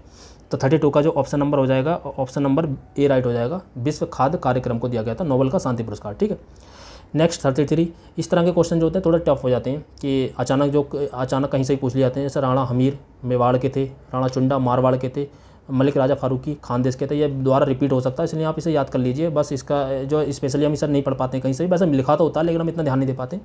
बाकी मलिक सरवर ख्वाजा जहाँ, ये आपने कई बार पढ़ा होगा, ये कहीं ना कहीं पढ़ने मिल जाता है। तो ये होता है जौनपुर के थे, ना कि मालवा के। ये तो थे जौनपुर के थे, ये मालवा के नहीं थे। मलिक सरवर ख्वाजा जो थे जौनपुर के थे, ठीक है, जौनपुर राज्य के। तो इसका ऑप्शन नंबर डी हो जाएगा। नहीं पूछा ना कौन नहीं थे, तो ये मलिक सरवर ख्वाजा थे, ठीक है, ये जौनपुर के थे। 34, द क्लॉक इज टिकिंग निम्नलिखित में किस दिवस की थीम थी? तो किस दिवस की थीम थी मतलब किसके लिए ये लाया गया था? तो ये था अंतर्राष्ट्रीय योग दिवस के लिए या अंतर्राष्ट्रीय महिला दिवस के लिए या विश्व टीबी दिवस के लिए या विश्व मलेरिया दिवस के। तो ऑप्शन नंबर सी राइट था, विश्व टीबी दिवस के लिए। ये न्यूज़पेपर में भी बार बार आया था ये वाली चीज़, द क्लॉक इज टिकिंग बार बार आता रहता था इसका एडवर्टाइजमेंट। तो विश्व टीबी दिवस के लिए था, ठीक है। 35, निम्नलिखित में से कौन सा संविधान संशोधन अधिनियम GST के नियमों के क्रियान्वयन के लिए आवश्यक प्रावधान करता है? तो 101वां संविधान संशोधन, 102वां संविधान संशोधन, 103वां संविधान संशोधन या 104वां संविधान संशोधन। तो ये हम सबको पता है GST सन 2017 में लागू हुई थी 1 जुलाई सन 2017 से। तो ये 101वां संविधान संशोधन था, काका कल्लेकर की समिति की सिफारिश पर आधार पर हुआ था, ठीक है। इसके अलावा संविधान संशोधन बहुत सारे संविधान संशोधन इंपॉर्टेंट है। जैसे आप पहले सबसे पहले ही है भूमि सुधार से संबंधित है, पहला संविधान संशोधन हो गया, 21वां हो गया, 24वां हो गया, 25वां हो गया। इसके बाद सबसे इंपॉर्टेंट 42वां जिसे मिनी कॉन्स्टिट्यूशन भी कहते हैं, ठीक है, 44वां हो गया, 52वां हो गया, 61वां हो गया जो अभी पढ़ा था हमने 61वां, 52वां एंटी डिफेक्शन लॉ मतलब दल बदल से संबंधित है। इसके अलावा 73वां हो गया पंचायती राज से संबंधित है, 74वां हो गया। इस तरह के बहुत सारे संविधान, 91वां हो गया जो लोकसभा राज्यसभा सीटों की संख्या निर्धारित करने के लिए तो सन 2003 में आया था। तो संविधान संशोधन बहुत ज़्यादा इंपॉर्टेंट होते हैं, ठीक है। तो यहाँ पर जो लास्ट में जो हुए हैं वो तो हमें याद क्रम से याद होनी चाहिए। जैसे सबसे पहले 101वां जो हमने देख लिया GST से संबंधित है। ये जो 102वां था ये OBC को जो OBC पिछड़ा वर्ग आयोग है उसको संवैधानिक दर्जा देने से था, ठीक है, संवैधानिक दर्जा देने से था, OBC को संवैधानिक दर्जा देने से था। 103वां जो संविधान संशोधन था वो EWS से था, EWS इकोनॉमिकल वीकर सेक्शन, ठीक है, जो EWS वालों को जो आरक्षण दिया गया था 10% उससे संबंधित था। 104वां संविधान संशोधन जो था ये था SC ST से संबंधित था, मतलब SC ST को जो विधानसभा और लोकसभा, जो विधानसभा और लोकसभा में जो आरक्षण दिया था उनकी सीटों का जो आरक्षित सीटें हैं उसके अगले 10 वर्ष के लिए बढ़ा दिया गया था। इसके अलावा इसमें समाप्त किया गया था जो एंग्लो इंडियन जो होते हैं, जो लोकसभा में 2 एंग्लो इंडियन चुने जाते थे, 2 एंग्लो इंडियन, तो उन्हें जो है समाप्त कर दिया गया था इस संविधान संशोधन के तहत। तो ये आप जो क्रम से इस तरीके से आपको याद होने चाहिए, ठीक है। तो इसका आंसर हो जाएगा ऑप्शन नंबर ए, 101वां संविधान संशोधन। 36, 27 एवं 28 जुलाई सन 2021 को एक देश के विदेश मंत्री एंथोनी ब्लिंकेन ने भारत के साथ सहयोग को मजबूत करने के लिए भारत की 2 दिवसीय यात्रा की थी। वह निम्नलिखित में से किस देश से संबंधित है? यूनाइटेड किंगडम, संयुक्त राज्य अमेरिका, फ्रांस, ऑस्ट्रेलिया। तो इसका जो ऑप्शन नंबर राइट था वो बी राइट था, संयुक्त राज्य अमेरिका। 36 का जो था ऑप्शन नंबर बी राइट था। अच्छा, आप यहाँ पर एक चीज़ नोटिस कर सकते हैं, जो भी आज तक UPPCS ने जो क्वेश्चन पूछे हैं, अगर कोई नेता के बारे में पूछें या किसी संबंध के बारे में पूछें देश के, तो 99.99% केस में कहाँ से पूछें? केवल 2 ही देशों से पूछें, एक संयुक्त राज्य अमेरिका USA और या UK यूनाइटेड किंगडम। आप उठा कर देख लीजिए, जैसे पिछले पेपर में जो सन 2022 में आया था गेट स्कैंडल UK से संबंधित था, उसके बाद टैक्स स्कैंडल सन 2023 के पेपर में आया था वो UK से संबंधित था। तो आप यहाँ से प्रीवियस ईयर से ये देख सकते हैं कि जो क्वेश्चन पूछ रहे हैं, मतलब अगर हमें यहाँ पर तुक्का लेना हो तो हम फ्रांस क्यों लेंगे, ऑस्ट्रेलिया क्यों लेंगे, क्यों आज तक क्वेश्चन पूछे नहीं है। अगर हमें तुक्का लेना ही होगा तो हम यूनाइटेड किंगडम या संयुक्त राज्य अमेरिका से ही लेंगे, ठीक है। तो इस तरीके से भी आप जो है विकल्प को सॉल्व करना देख सकते हैं कि किस तरीके से हम सॉल्व कर सकते हैं। मतलब ये होता है कॉमन सेंस कि मतलब अभी तक नहीं पूछा तो नहीं ही पूछेगा, क्योंकि रूल है। मतलब बार बार वो पूछता है यूके से पूछता है या यूएसए से पूछता है। जैसे गेट स्कैंडल, टैक्स स्कैंडल, या संयुक्त राज्य अमेरिका का कोई नया प्रधानमंत्री बनाओ। इस बार जो सबसे ज़्यादा प्रबल संभावना आने की वो क्या आ सकती है, जो किम स्टीमर जो इस बार प्रधानमंत्री बने, यूके के जो नए प्रधानमंत्री बने, आप 99% संभावना है कि ये वाला क्वेश्चन पूछा जाएगा। किम स्टीमर जो है यूके के भी नए प्रधानमंत्री बने, तो हो सकता है यूनाइटेड किंगडम से पूछ लिया, क्योंकि जो यूपीपीसीएस क्वेश्चन पूछता है या तो यूनाइटेड किंगडम से पूछता है या यूएसए से पूछता है। ठीक है, फिलहाल 36 का ऑप्शन नंबर बी राइट हो जाएगा। नेक्स्ट 37, ये कालानुक्रम वाले भी आते हैं। अच्छा, कालानुक्रम की एक तो हम ट्रिक के बेस पर भी कुछ चीज़ें देख सकते हैं, हम इसकी भी एक स्पेशल अलग ट्रिक लेकर आएंगे। फिलहाल के लिए यहाँ पर नॉलेज सबसे ज़्यादा प्रायर होती है, क्योंकि ट्रिक ज़्यादा ठीक से बैठ नहीं पाती है, कभी भी चेंज हो सकते हैं आगे पीछे। तो सबसे पहले जो शारदा अधिनियम था, तो शारदा अधिनियम आपको सबको पता होगा, जो 1930 में आया था। ये जो है विवाह की आयु से संबंधित था। नेहरू रिपोर्ट आपको पता होगा 1928 में आई थी। ठीक है, साइमन कमीशन का जो गठन हुआ था 1927 में हुआ था। ठीक है, और दांडी मार्च जो निकाला था महात्मा गांधी जी ने 1930 में निकाला था। ये 12 मार्च 1930 को शुरू हुआ था और 6 अप्रैल 1930 तक चला था। ठीक है, आप सबको पता होगा दांडी मार्च। यहाँ पर जो इनके साथ एक अंग्रेजी पत्रकार थे, बहुत ज़्यादा क्वेश्चन पूछा था। अंग्रेजी पत्रकार जो थे, जो ऐसे, ये कौन सा आंदोलन था, ये जो आंदोलन था वो जो था असहयोग आंदोलन था। ठीक है, ये आंदोलन जो था, सॉरी, सविनय अवज्ञा आंदोलन था। जो 1930 में जो आंदोलन था वो था सविनय अवज्ञा आंदोलन। तो सविनय अवज्ञा आंदोलन के दौरान कौन से अंग्रेजी पत्रकार जो है गांधी जी के साथ थे, तो वो थे बेब मिलर। ये क्वेश्चन बहुत पूछा था, बेब मिलर, ये याद रख लेना, अगर नहीं है तो यहाँ पर नोट कर लो, बेब मिलर। 1942 का जो भारत छोड़ो आंदोलन था, उसके समय पर जो गांधी जी के साथ थे वो कौन से पत्रकार थे, अंग्रेजी पत्रकार, वो थे लुईस फिशर। ठीक है, लुईस फिशर, याद रखना। 1942 में जो गांधी जी के साथ थे वो लुईस फिशर थे, और जो 1930 में जो गांधी जी के साथ थे वो थे बेब मिलर। ठीक है, और इसके अलावा जो असहयोग आंदोलन जो हुआ था, जो मैं बोल रहा था, वो 1920 में हुआ था। ठीक, और 1919 में क्या होता, जलियांवाला बाग हत्याकांड। तो ये सब क्रम आपको पता होना चाहिए, जो भी मोस्ट इंपॉर्टेंट क्रम है वो आपको पता होना चाहिए। जैसे स्वदेशी आंदोलन 1905 में हुआ था। ठीक है, लखनऊ समझौता 1915 में हुआ था, 1916 में, सॉरी, गांधी जी का आगमन 1915 में हुआ था, और 13 अप्रैल 1919 को जलियांवाला बाग हत्याकांड हुआ था। खिलाफत आंदोलन 1920 में शुरू हुआ था। असहयोग आंदोलन 1920 में शुरू हुआ था। इसके बाद जो है स्वराज पार्टी का गठन 1923 में हुआ था। Nehru report 1928, Simon commission 1927। ठीक है, गांधी रिबन समझौता 1931, 5 मार्च 1931। तो इस तरह की चीज़ आपको यहाँ पर पता होनी चाहिए। अगर इसके हिसाब से हम आंसर पर जाते हैं तो सबसे पहले क्या आएगा, थर्ड। ठीक है, तो इसका ऑप्शन नंबर ए राइट हो जाएगा। यहाँ से देख ले, थर्ड, फिर थर्ड के बाद सेकंड, सेकंड के बाद फिर फर्स्ट, और फर्स्ट के बाद फिर फोर्थ। ठीक है, तो ऑप्शन नंबर ए इसका राइट हो जाएगा। ठीक, 37 का ऑप्शन नंबर ए। नेक्स्ट 38, रक्त में निम्नलिखित में से किसकी उपस्थिति के कारण बिलो बेबी सिंड्रोम होता है, तो हीमोग्लोबिन, मेट हीमोग्लोबिन, या लेड, या नाइट्रेट। तो जो 38 का जो हो जाएगा ऑप्शन नंबर बी राइट हो जाएगा, मेट हीमोग्लोबिन। ये PYQ में कम से कम नाम था 3 से 4 बार पूछा गया है। PYQ मेट हीमोग्लोबिन यही पूछा जाता है, डिट्टो यही क्वेश्चन पूछा जाता है, मेट हीमोग्लोबिन। तो बिलो बेबी सिंड्रोम। ठीक है, इसमें जो ऑक्सीजन की कमी हो जाती है और नाइट्रोजन का प्रतिशत बढ़ जाता है, नाइट्रेट का प्रतिशत बढ़ जाता है, उसकी वजह से ये हो जाता है बिलो बेबी सिंड्रोम। ठीक है सर, जो बच्चे के शरीर का जो रंग है वो नीला पड़ने लगता है। ठीक है, तो ये बिलो बेबी सिंड्रोम बोलते हैं उस चीज़ को। नेक्स्ट 39, सरकार की अवरुद्ध मुद्रास्फीति से निपटने के लिए कठिन समय का सामना करना पड़ता है। बिल्कुल सही बात है, जब अवरुद्ध मुद्रास्फीति होती है तो उससे निपटने के लिए कठिन समय का सामना करना पड़ता है। बिल्कुल जनरल सेंटेंस है, मतलब हमें कुछ भी नहीं पता इसके बारे में, हम मुद्रास्फीति को जानते भी नहीं है, मतलब इन्फ्लेशन को अगर हम जानते भी नहीं है तब भी हम इसे राइट मानकर चलेंगे। अच्छा, इन्फ्लेशन होता क्या, इससे अगर हम एक शब्द में बोलें तो कीमतों में वृद्धि। अच्छा, कीमतों में वृद्धि को ही मुद्रा इन्फ्लेशन बोलते हैं या मुद्रास्फीति बोलते हैं। अगर कीमत का बढ़ना मतलब इन्फ्लेशन या मुद्रास्फीति। ठीक, तो मतलब सरकार को अवरुद्ध मुद्रास्फीति से निपटने के लिए कठिन समय का सामना करना पड़ता है, बिल्कुल ठीक है। और ये स्थिति अर्थव्यवस्था में आपूर्ति अड़चन तथा अक्षम वितरण जैसे अभावों के कारण होता है। ये भी बिल्कुल जनरल सेंटेंस है और ये एक दूसरे से रिलेट भी कर रहे हैं। अगर आप इसे क्योंकि लगा के पढ़ेंगे कि सरकार को अवरुद्ध मुद्रास्फीति से निपटने के लिए कठिन समय का सामना करना पड़ता है, क्योंकि ये स्थिति अर्थव्यवस्था में आपूर्ति अड़चन तथा अक्षम वितरण जैसे अभावों के कारण होता है। तो ए और आर दोनों सही है और आर ए की सही व्याख्या करता है। और मेरा वाली ट्रिक भी बिल्कुल ठीक बैठ रही है कि जो है ए आर दोनों सत्य देता है और आर ए की सही व्याख्या करता है। 10 में से 7 क्वेश्चन जो है PCS इसी तरीके के देता है। ठीक है, अब यहाँ से भी ये चीज़ देख सकते हैं। तो अगर मुद्रास्फीति है कि मतलब जो मुद्रास्फीति किस वजह से, कीमतों में वृद्धि किस तरीके से हो सकती है, 2 ही तरीके से हो सकती है। या तो लोग जो है डिमांड ज़्यादा करने लगे, मतलब किसी वस्तु की कीमत कैसे बढ़ सकती है, या तो डिमांड ज़्यादा करने लगे या सप्लाई कम हो जाए। तो ये 2 ही तरीके हैं किसी भी चीज़ की कीमत बढ़ने के। तो या तो डिमांड, तो मतलब यही बताया कि अक्षम वितरण, मतलब या मन तक पहुँच नहीं पा रहे, या आपूर्ति में कमी, मतलब उनकी जो सप्लाई कम हो गई है। ठीक है, नेक्स्ट 40, निम्नलिखित में से कौन सा वायु प्रदूषण का सूचक है, तो पफबॉल्स, लाइकेन, मॉस, सवाल। ठीक है, तो इसका ऑप्शन नंबर सी राइट हो जाएगा, लाइकेन। ये PYQ में कम से कम 7 से 8 बार पूछा गया। PYQ बहुत रिपीट होते हैं, इसमें जो है PYQ जो है PCS में कम से कम नाम नहीं तो हर बार कम से कम 15 से 20 क्वेश्चन PYQ के रिपीट होते हैं, डायरेक्ट या इनडायरेक्ट तौर पर। इनडायरेक्ट तौर पर लगाया जाए तो कम से कम इस आंकड़े को 30 बढ़ा लीजिए, 15 से 30 क्वेश्चन तक, ठीक है। यहाँ से 20 कर लीजिए, 20 से 30 क्वेश्चन जो है डायरेक्ट इनडायरेक्ट तौर पर जो है रिपीट होते हैं। लाइकेन आपको अगर देखना हो तो लाइकेन ये होता है, ठीक है। जहाँ पर जो है वायु प्रदूषण बहुत अधिक होता है वहाँ पर कभी भी लाइकेन नहीं होता है, ठीक है। अगर मौसम बहुत साफ़ होगा, बहुत अच्छा होगा, वायु प्रदूषण बिल्कुल नहीं होगा, वहाँ पर प्रदूषित नहीं होगा, तो वहीं पर लाइकेन उगता है। तो इसलिए इसे जो है वायु प्रदूषण का सूचक कहते हैं। नेक्स्ट, निम्नलिखित में राज्यों के गठन पर विचार कीजिए तथा इन्हें कालानुक्रम में व्यवस्थित कीजिए। गोवा, तेलंगाना, झारखंड, हरियाणा। तो इसमें जो है आपको अगर पता होगा तो सबसे पहले जो गठन हुआ था यहाँ पे, इसमें हरियाणा का हुआ था, फिर गोवा का हुआ था, ये फर्स्ट हो जाएगा, ये सेकंड हो जाएगा, और तेलंगाना का तो अभी 2014 में हुआ था, और झारखंड का तीसरे पे हुआ था, तेलंगाना का चौथे पे हुआ था, ठीक है। तो इसका हो जाएगा फोर्थ के बाद फर्स्ट, तो ऑप्शन नंबर 20 का राइट हो जाएगा, ठीक है। आप और भी गठन के क्रम देख सकते हैं, कभी पूछा सकता है। जैसे हरियाणा का 1966 में हुआ था, गुजरात का 1960 में, इसे आप याद कर लीजिए, मोटे मोटे याद कर लीजिए। गोवा 1987 में पूर्ण राज्य बना था। महाराष्ट्र का 1960 में। सबसे पहले भाषाई आधार पर गठित होने वाला राज्य कौन सा था? आंध्र प्रदेश 1953 में, ठीक है, ठीक है। और ये फजल अली आयोग की सिफारिश के आधार पर बना था, ठीक है। और तेलंगाना 2014 में हुआ था, सबसे लेटेस्ट वाला जो है यही राज्य बना था, तेलंगाना 2014, ठीक है। इससे पहले जो 2011 में बने थे 3 राज्य बने थे, एक उत्तराखंड और एक झारखंड और एक छत्तीसगढ़। ये भी याद रखना कि 2011 में कौन से राज्य बने थे? उत्तराखंड, छत्तीसगढ़, झारखंड। तो इस तरह से आप देख सकते हैं, ठीक है। नेक्स्ट, उस विदेशी पत्रकार का नाम बताइए जिसने धर्सना साल्ट वर्क्स पर सत्याग्रह के बारे में समाचार दिए।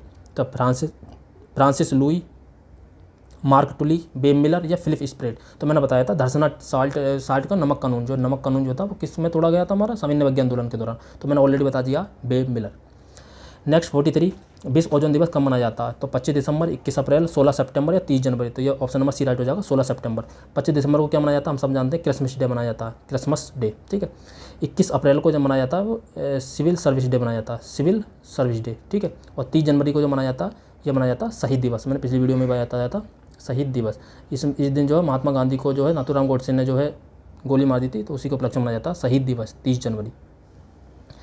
नेक्स्ट 44, जन्म दर के संदर्भ में निम्नलिखित में से कौन सा सही है? नगरीकरण जन्म दर को कम करने में सहायक है। ऊंची साक्षरता दर का निम्न जन्म दर से सीधा संबंध है। बिल्कुल सही है। नगरीकरण होगा तो सिंपल सी बात है, ये माना जाता है कि नगरीकरण तभी होता है जब साक्षरता बढ़ती है, विकास होता है, डेवलपमेंट होते हैं, तो ये तो वो जो है जन्म दर को कम करता है। जब विकास जैसे जैसा बढ़ेगा, साक्षरता जैसे जैसा बढ़ेगी, तो जन्म दर खुद ब खुद कम होगी, ठीक है। ऊंची साक्षरता दर का निम्न जन्म दर से सीधा संबंध बिल्कुल सही है, क्योंकि ऊंची साक्षरता, जब साक्षरता बढ़ती है, जब इंसान पढ़ता लिखता है, तो वो जो है जन्म दर पर कम बल देता है। मतलब जो है सिंपल सी बात है, जो पहले 7-8 बच्चे जन्म लेते थे एक घर में एवरेज, तो बाद यहाँ पर 2 या 1 बच्चे का वो हो गया, जो हमारा फर्टिलिटी रेट है वो 2.1 पे आ गया, मतलब 2 पर 2 का, ठीक है। मतलब 2 पेरेंट्स पर 2 बच्चों का, ठीक है। तो ये लगातार जो साक्षरता बढ़ने से ये सब हो रहा है, ठीक है। तो ये सीधा संबंध होता है। तो ये इसका जो हो जाएगा ऑप्शन नंबर सी राइट हो जाएगा। नेक्स्ट 45, उत्तर प्रदेश जनसंख्या नियंत्रण, स्त्रीकरण और कल्याण विधेयक 2021 के संदर्भ में निम्नलिखित में कौन सा कथन सही है? इस विधेयक का उद्देश्य 2026 तक जन्म दर को 2.1 प्रति हजार जनसंख्या तक कम करना। देखो ये मल्टी फैक्ट है, तो इसलिए राइट मानकर चलेंगे। वर्तमान में राज्य का प्रजनन दर 2.7 प्रति हजार था, तो ये भी राइट था, ठीक है। ये जो है अगर आपने उत्तर प्रदेश का जो कोई भी घटनाचक्र वगैरह कुछ भी पढ़ा हो परीक्षा वाणी वगैरह, तो उसमें दिया था ये। तो ये इसका जो ऑप्शन नंबर 45 का जो हो जाएगा ऑप्शन नंबर सी राइट हो जाएगा, ठीक है। नेक्स्ट देखते हैं 47। ये तो बहुत ही ज़्यादा सिंपल है और प्रत्येक एग्जाम में पूछा था, और लगभग अनुसूचियों से हो या भाग से हो या ये मौलिक अधिकारों से संबंधित हो, ये पीसीएस में लगभग एक क्वेश्चन तो आना ही आना है। तो सबसे पहले मौलिक अधिकार हमने कहाँ से लिए थे? संयुक्त राज्य अमेरिका से लिए गए थे। नीति निधि तत्व डीपीएसपी आयरलैंड से लिए गए थे, और केंद्र की अपशिष्ट शक्तियाँ ऑस्ट्रेलिया से ली गई थी, ये ली गई थी कनाडा से, ठीक है। और आपातकालीन शक्तियाँ जो है जर्मनी से ली गई थी, ये भी बिल्कुल ठीक है। तो इसका ऑप्शन नंबर सी राइट हो जाएगा, ठीक है। नेक्स्ट देखते हैं खनिज अन्वेषण, अभिकरण और मुख्यालय। अगर आपको ये सब चीज़ें नहीं याद हैं, जैसे मुख्यालय हैं, कुछ संस्थानों के मुख्यालय हैं, जैसे दलहन संस्थान कहाँ पर है? कानपुर हो गया। इस तरीके से शुगर कैन कहाँ पर है? तो लखनऊ हो गया। चीनी संस्थान कहाँ पर है? तो कानपुर हो गया, ठीक है। चरम संस्थान कहाँ पर है? तो कानपुर हो गया। इस तरीके का बोटेनिकल गार्डन लखनऊ हो गया, ठीक है। इस तरह के बहुत सारे संस्थान हैं, दलहन कानपुर हो गया। और अगर इस तरीके के नहीं याद हैं तो आप यहाँ से भी याद कर सकते हैं, प्रीवियस ईयर से भी याद कर सकते हैं, क्योंकि वो बार बार रिपीट वही होते हैं। तो तेल एवं प्राकृतिक गैस आयोग कहाँ पर है? नई दिल्ली में। खनिज अन्वेषण और जो है निगम लिमिटेड, खनिज अन्वेषण खनिज अन्वेषण निगम लिमिटेड, तो ये जो हो जाएगा, ये हो जाएगा नागपुर में, ठीक है।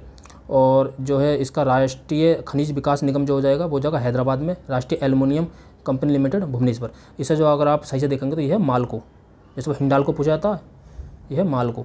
तो मालको जो भुवनेश्वर, ये आपको सबको पता होगा। जैसे हिंडाल्को रेणुकूट सोनभद्र, रेणुकूट है ना, हिंडाल्को रेणुकूट सोनभद्र, तो इसी तरीके से मालको है ये। तो मालको जो भुवनेश्वर, तो इस तरीके से रिपीट होते रहते हैं बार बार, ठीक है।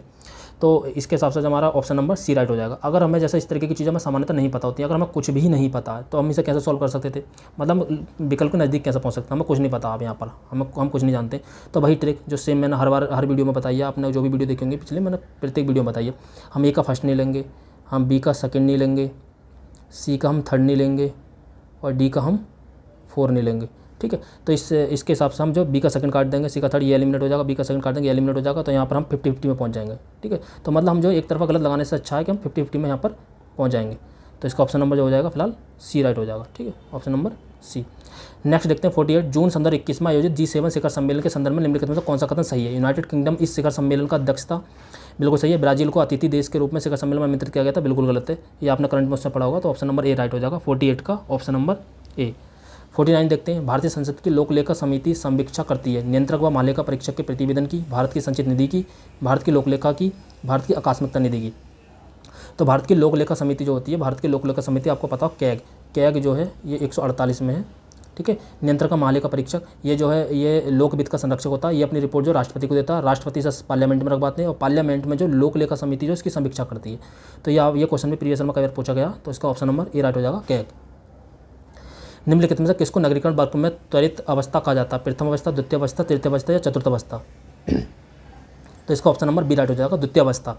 तो द्वितीय अवस्था जो है ये जो है आप इससे जो पढ़ सकते हैं एनसीईआरटी में पढ़ सकते हैं, एनसीईआरटी में ये चीज़ दी हुई है। तो द्वितीय अवस्था में होता है, ठीक है। नगरीकरण के वर्ग में त्वरित अवस्था होती है, द्वितीय अवस्था में होती है। नेक्स्ट, राजा रणजीत सिंह ने किस स्थान पर अदालत आला की स्थापना की, अमृतसर, फिरोजपुर, लाहौर या मुल्तान। तो ये बहुत बेसिक सा, तो लाहौर में की थी, ठीक है, अदालत आला की स्थापना। नेक्स्ट 52, नीति आयोग द्वारा प्रकाशित SDG इंडिया इंडेक्स, देखो SDG पे सस्टेनेबल डेवलपमेंट गोल, ठीक है। SDG से हर बार क्वेश्चन पूछा था, हम ऊपर भी जो कर चुके हैं कई बार, जो पिछले प्रीवियस पेपर थे और जो पहले के पेपर में एनालाइज करें उसमें भी हम देख चुके हैं, SDG से क्वेश्चन पूछे जाते हैं। तो SDG India index and dashboard संदर्भ 2021 के अनुसार निम्नलिखित में से कौन सा राज्य SDG संबंधित अपने प्रदर्शन में देश के शीर्ष 5 राज्यों में सम्मिलित नहीं था। तो कौन सा नहीं था, तो ये करंट का क्वेश्चन था। 52 का जो हो जाएगा ऑप्शन नंबर ए राइट हो जाएगा, गुजरात। नेक्स्ट, सुकोत्रा द्वीप के संदर्भ में निम्नलिखित में से कौन सा कथन सही है। ये ओमान का एक द्वीप है जो अरब सागर में स्थित है, तो ओमान का नहीं है, ये ओमान और यमन दोनों हैं, तो ये यमन का एक द्वीप है, ठीक है। मैंने बताया था कि कोई भी जो ज्योग्राफी का जो सामान्यतः जो लोकेशन या कुछ भी स्थिति देता है जो अरब सागर में स्थित है, अगर हम ये ओमान की वजह गलत नहीं मानते तो अरब सागर में जो लोकेशन या स्थिति जो देता है हमेशा गलत देता है, हालांकि है तो ये अरब सागर में, बट जो है अगर आप इसकी वजह से भी गलत मान लेते तब भी ये विकल्प आपका निकल जाता है, ठीक है। तो फिलहाल यहाँ पे जो इसकी स्थिति तो सही दे दी है, बट ओमान में नहीं है, यमन का द्वीप है, ठीक है, सुकोत्रा द्वीप, तो ये गलत हो जाएगा।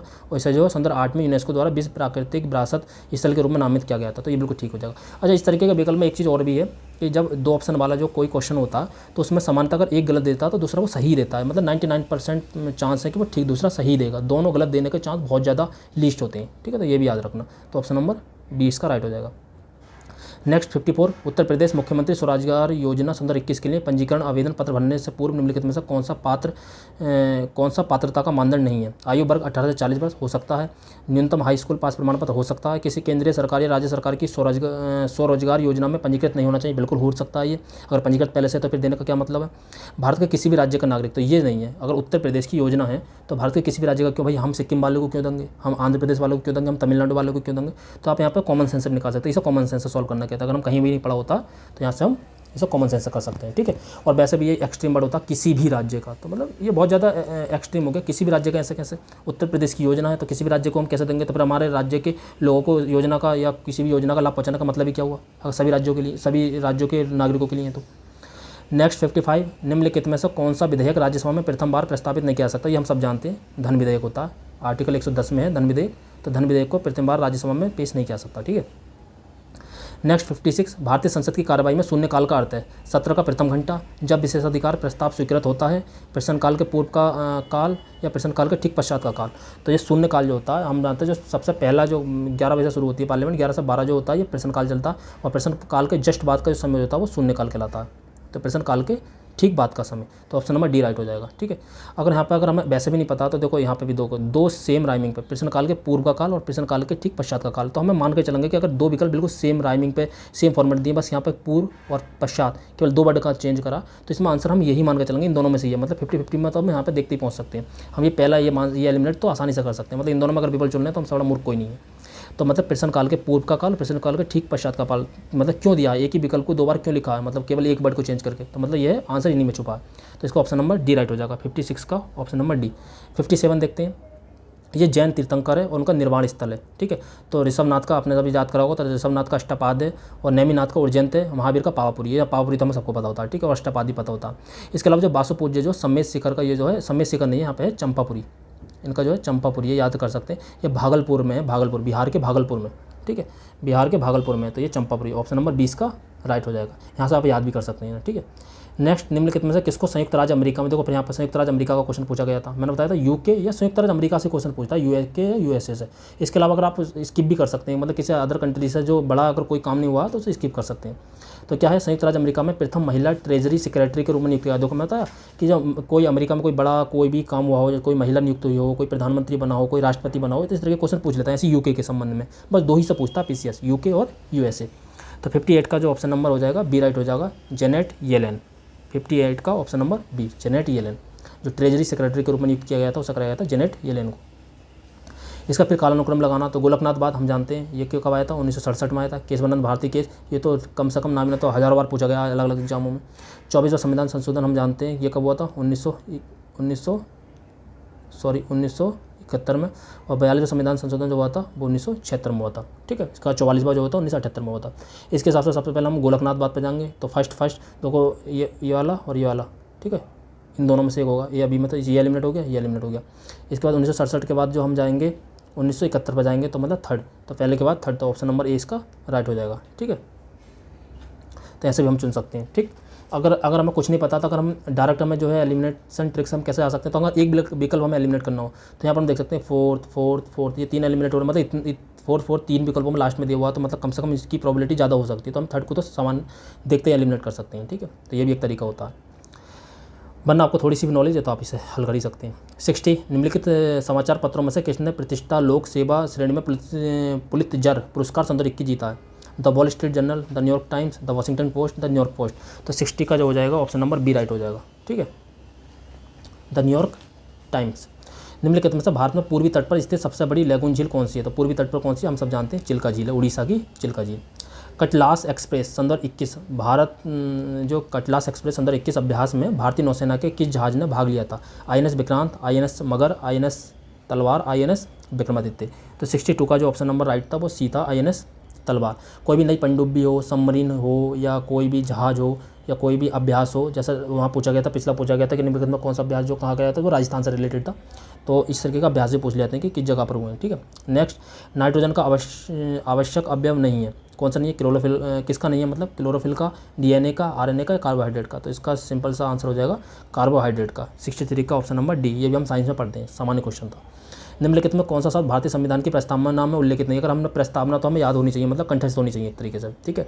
तो संप्रभुता है, पंधनिरपेक्ष लोकतंत्र में है, या पंधनिरपेक्ष 42वें संविधान संशोधन 1976 में जोड़ा गया था, ठीक है। बाकी संप्रभुता लोकतंत्रात्मक तो पहले से ही थे, तो ये फिलहाल जो है डी है, संघीय शासन का संविधान में उल्लेख नहीं है, ठीक है, संघीय शब्द का। नेक्स्ट 65, फ़वाइदुल फ़वाद नामक पुस्तक शेख निज़ामुद्दीन औलिया की बातचीत का विवरण है, किसका संकलन किया था, ठीक है। किसने किया था, अमीर हसन शिजाजी ने, अमीर खुसरो ने, या हसन निजामी ने, या जयउद्दीन बर्नी ने, ठीक है। तो ये यहाँ पर जो है 65 का जो हो जाएगा ऑप्शन नंबर हो जाएगा ए राइट, अमीर हसन शिजाजी ने। देखो यहाँ पे भी देख लो, अमीर मतलब 2 सेम वर्ड से शुरू करने का क्या मतलब है, मतलब कंफ्यूज करने के लिए दिया, तो हम यहाँ पर इसे कंफ्यूज तो नहीं होंगे, हम यहाँ पर और पकड़ लेंगे कि अगर हमें कुछ नहीं पता तो हम यहाँ पर हम 50-50 में पहुँच जाएंगे, ठीक है। हमें एग्जाम में जो होता है कंफ्यूज करने के लिए देता, बट हम यहाँ पर जो है इसका और हम हेल्प ले सकते हैं इससे कि जो आंसर हमें कुछ नहीं पता तब, वरना जब पता है तो पता है, तो 50-50 में यहाँ पर हम पहुँच सकते हैं। तो ये तो हम आसानी से एलिमिनेट कर सकते हैं, ठीक है। तो ऑप्शन नंबर ए राइट हो जाएगा। नेक्स्ट, निम्नलिखित में से किस वर्ष में भारत सरकार का पर्यावरण संरक्षण अधिनियम पारित हुआ। तो 1986 मैंने बताया था, जल संरक्षण अधिनियम 1974 हुआ था, वायु वाला 1981 में हुआ था, ठीक है। तो और वन्य जीव संरक्षण अधिनियम 1972 में हुआ था। तो ये संरक्षण अधिनियम तो आप सबको बहुत अच्छे से कंठस्थ होने चाहिए, ठीक है। तो ऑप्शन नंबर बी राइट हो जाएगा। नेक्स्ट, निम्नलिखित में से कौन सा आर्थिक विकास का प्रमुख कारक नहीं है। पूंजी का संचयन, तकनीक सुधार, जनसंख्या परिवर्तन, विशेषीकृत क्रियाओं और गतिविधियों में श्रम विभाजन, या तकनीकविद एवं नौकरशाह। तो 67 का जो ऑप्शन नंबर हो जाएगा डी राइट हो जाएगा, तकनीकविद एवं नौकरशाह। मतलब आर्थिक विकास, तो तकनीकविद एवं नौकरशाह जो है आर्थिक विकास का जो प्रमुख कारक नहीं है, मतलब कारक है इनडायरेक्टली तौर पे प्रभाव तो सभी का पड़ता, बट प्रमुख कारक नहीं, क्योंकि पूंजी का जो बहुत ज़्यादा कि मतलब मशीनीकरण हमारे पास होगा तो तकनीकी सुधार होगा, तो मतलब आर्थिक विकास बहुत तेज़ होगा। जनसंख्या परिवर्तन से तो बहुत ज़्यादा होता है कि अगर जनसंख्या परिवर्तन हो रहा तो जहाँ पर आर्थिक विकास ज़्यादा होता है वहीं पर होता। विशेषीकृत क्रियाओं, अगर हम किसी श्रम विभाजन पर बल देंगे, मतलब जो जिस चीज़ का एक्सपर्ट है उस पर अगर हम बल देंगे तो हम तेज़ विकास कर सकते हैं। तो फिलहाल तकनीक विद्या में नौकरशाह इतना इंपॉर्टेंट नहीं है इसमें, ठीक है, मुख्य नहीं है। मतलब रिंगलमेल स्केल का प्रयोग निम्नलिखित में से किसके घनत्व मापन में किया था? धुआं, कोहरा, प्रदूषित जल या ध्वनि? ये आप लिख लीजिए, ये प्रीवियस ईयर में भी आ चुका है, ठीक है। तो ये हो जाएगा धुआं, ठीक है, याद कर लीजिए रिंगलमेल। तो ये धुआं जो रिंग बनते हैं तो ऐसे भी याद रख सकते हैं कि रिंगलमेल स्केम, रिंग से रिंगल, तो रिंग धुआं के जो रिंग बनते हैं तो रिंगलमेल स्केम हो जाएगा धुआं का, ठीक है। नेक्स्ट 69, भारतीय इतिहास के संदर्भ में बायोकॉम सत्याग्रह के संबंध में निम्नलिखित में कौन सा सही है? ये अस्पृश्यता, जातिगत भेदभाव विरोध सत्याग्रह था, बिल्कुल जनरल सेंटेंस है, बिल्कुल ठीक था। महात्मा गांधी ने सत्याग्रह भाग लिया, माधवानी ने बहुत सारे सत्याग्रह भाग लिया, तो हो सकता है इसमें भी लिया हो, तो ये भी हम सही मान के चलेंगे। और वैसे भी कि दोनों जो है अगर जनरल सेंटेंस है दोनों बिल्कुल ठीक के देता है यूपीपीसीएस, तो इसका जो हो जाएगा ऑप्शन नंबर सी राइट हो जाएगा। 69 का ऑप्शन नंबर सी राइट हो जाएगा। 70 देखते हैं, शीत प्रकोष्ठ में शीत प्रकोष्ठ में फल भंडारण दीर्घ भंडारण जीवन देता, क्यों देता? अच्छा, जो है फ्रीज वगैरह में जब हम फल रखते हैं या कोई भी सब्जी रखते हैं तो वो जो है लंबे समय तक कैसे ठीक रह पाता? तो सिंपल सी बात है, उसकी श्वसन दर कम हो जाती है। जब तक उसमें जो क्रियाएं नहीं होंगी, श्वसन नहीं हो पाएगा, तब तक वो चीज़ खराब नहीं होगी, तो उसका जो है श्वसन दर का ह्रास हो जाता है, ठीक है। तो ये भी प्रीवियस में पूछा गया, ऑप्शन नंबर सी का राइट हो जाएगा। नेक्स्ट 71, सामाजिक विकास की 3 अवस्थाओं का सिद्धांत मूलतः किसने प्रतिपादित किया था? कार्ल मार्क्स ने, हर्बर्ट स्पेंसर ने, टालकॉट पार्सन्स ने या अगस्त काम्टे ने? तो ऑप्शन नंबर डी राइट हो जाएगा, अगस्त काम्टे ने। सामाजिक विकास की 3 अवस्थाएं, ये इंपॉर्टेंट है। सामाजिक विकास की 3 अवस्थाएं, जैसे मैंने एक बताया था उस समय पिछले पेपर में, जनसंख्या संक्रमण। तो जनसंख्या संक्रमण का सिद्धांत किसने दिया था? जनसंख्या संक्रमण का सिद्धांत, तो जनसंख्या संक्रमण का सिद्धांत याद रखना माल्थस ने, ठीक है, माल्थस ने दिया था। जनसंख्या संक्रमण का सिद्धांत जो है माल्थस ने दिया था। इसी तरीके से सामाजिक विकास की 3 अवस्थाओं का सिद्धांत किसने दिया था? अगस्त कॉम्टे ने, याद रखना। निम्नलिखित में किस कण पर शून्य आवेश होता है? तो ये हम सब जानते हैं, न्यूट्रिनो पे होता है। अल्फा कण होता है, इलेक्ट्रॉन पे होता है, पॉजिट्रॉन पे होता है। अल्फा इलेक्ट्रॉन पे जो हम बचपन से पढ़ते हैं, न्यूट्रिनो, ठीक है। मतलब साइंस का भी यहाँ पर बहुत ज़्यादा वेटेज रहा इस वाले पेपर में। 73, फरवरी 2021 में नगोजी ओंकोजो इवेला को विश्व व्यापार संगठन में प्रथम महिला महानिदेशक के रूप में नियुक्त किया गया था। यह महिला निम्नलिखित में से किस राष्ट्र से थी? तो ये थी, ऑप्शन नंबर ए राइट हो जाएगा, नाइजीरिया। 73 का ऑप्शन नंबर ए राइट हो जाएगा, नाइजीरिया से, ठीक है, अफ्रीका की थी, इस वजह से पूछ लिया था, इंपॉर्टेंट हो गया था, ठीक। नेक्स्ट, अंतर्राष्ट्रीय सस्य वानिका अनुसंधान केंद्र, ये फिर कौन सा सही नहीं है, इसमें पूछा कि निम्नलिखित कौन सा गलत है? तो ये अगर आपको याद है तो याद कर सकते हैं, वरना तो बहुत अच्छी बात है, अगर नहीं याद है तो याद कर सकते हैं। अंतर्राष्ट्रीय सस्य वानिकी अनुसंधान केंद्र, तो अंतर्राष्ट्रीय जो सस्य वानिकी है वो नैरोबी में, बिल्कुल सही है। भारतीय वन प्रबंधन आपने पढ़ा होगा भोपाल में। केंद्रीय सस्य वानिकी जो है ये जो बांदा में नहीं है, या आपने पढ़ा होगा ये झांसी में, यूपी स्पेशल में आप पढ़ते हो, झांसी में ये, ठीक है। केंद्रीय सस्य वानिकी जो है जो झांसी में, ठीक है। तो इसका जो कौन सा गलत हो जाएगा? ऑप्शन नंबर सी, टाटा ऊर्जा जो नई दिल्ली में है, ठीक है। Next, poverty and un-British rule of India, ये किसने लिखी थी? दादाभाई नौरोजी ने, जिन्हें द ग्रैंड ओल्ड मैन भी कहते हैं, ठीक है, ग्रैंड ओल्ड मैन, ठीक है। Poverty and un-British rule in India नामक पुस्तक किस वर्ष प्रकाशित हुई थी? तो ये हुई थी 75 का, 1900 में या 1902 में, 1901 में, 1903 में। तो ऑप्शन नंबर बी राइट हो जाएगा, 1901 में। 75 का जो हो जाएगा ऑप्शन नंबर बी राइट हो जाएगा, 1901। निम्नलिखित में से कौन सा भारत के प्रथम वित्त आयोग का अध्यक्ष था? तो ये लास्ट हमारा क्वेश्चन है, हम यहाँ तक ये डिस्कस करने वाले हैं। तो 76 है, निम्नलिखित में से कौन भारत के प्रथम वित्त आयोग का अध्यक्ष थे? श्री संथानम, श्री केसी नियोगी, डॉक्टर राजमन्ना, श्री ए.के. चंदा। तो इसका जो ऑप्शन नंबर बी राइट हो जाए, श्री केसी नियोगी। ये मैंने पहले बताया, जो वित्त आयोग का जो क्वेश्चन जो फाइनेंशियल जो कमीशन है, फाइनेंस कमीशन जो है वित्त आयोग, इससे भी क्वेश्चन लगा हर पेपर में पूछा गया है। मैंने ये चार्ट पहले भी लगाया था, ये वाला PDF। तो ये आप यहाँ से याद कर सकते हैं कि जो पहले वित्त आयोग के जो अध्यक्ष थे, यहाँ पे प्रथम पूछा है, प्रथम हमें सबका पता होना चाहिए। जैसे विधानसभा के अध्यक्ष प्रथम कौन थे? पुरुषोत्तम दास टंडन थे, उत्तर प्रदेश के, ठीक है, पुरुषोत्तम दास टंडन। और विधान परिषद के कौन थे? चंद्रभाल थे। इस तरीके से हमें पता होना चाहिए। प्रथम महिला मुख्यमंत्री सुचेता कृपलानी, इस तरीके से कितनी महिला मुख्यमंत्री बनी है? तो 2 बनी आज तक उत्तर प्रदेश में। तो इस तरीके से, तो ये पहले वित्त आयोग के थे केसी नियोगी थे, द्वितीय के संथानम थे, ठीक है। और जो लास्ट वर्तमान में चल रहे हैं इस समय जो ये भारत के प्रथम भारत की बात हो रही है, ठीक है, याद रखना है। तो ये भारत की, मैंने सब उत्तर प्रदेश बताया था। तो भारत के जो प्रथम वित्त आयोग के जो अध्यक्ष थे वो थे केसी नियोगी, और दूसरे के थे के संतानम। और इस समय वर्तमान में 15 वित्त आयोग चल रहा है, उसके हैं NK सिंह। और जो 16 वित्त आयोग आ रहा है वो गठित हो चुका है, उसके हैं अरविंद पनगड़िया, याद रखना, अरविंद पनगड़िया। ये पूछ लिया जा सकता है 16वें वित्त आयोग के अध्यक्ष कौन है? 16वें, तो क्योंकि 16 वित्त आयोग गठित हो चुका है, तो उसके जो अध्यक्ष हैं वो हैं अरविंद पनगड़िया, ठीक है। अगर वीडियो पसंद आई तो वीडियो को लाइक करिए, कमेंट करिए। अगर कोई आपकी क्वेरी है तो उसे आप पूछ सकते हैं, कमेंट बॉक्स में पूछ सकते हैं, ठीक है। और हम अगली वीडियो जल्दी लेकर आएंगे, इसका सेकंड पार्ट आएगा जल्दी। तब तक के लिए जय हिंद।